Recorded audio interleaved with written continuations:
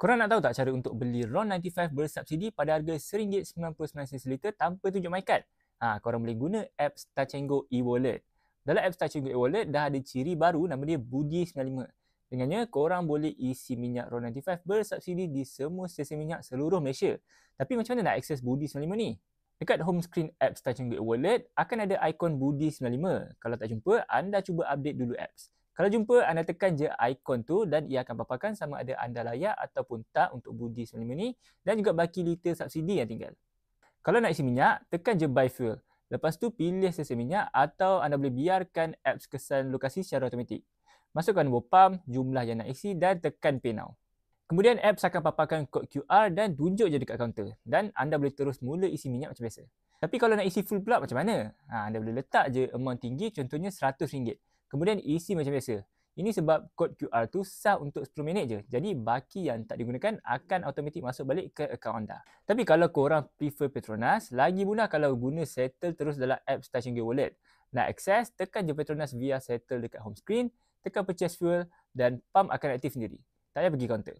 Cuma guna settle dalam Touch 'n Go e-wallet ni tak dapat kumpul Malaysia Point lah. Kalau nak kumpul point, kena guna app settle.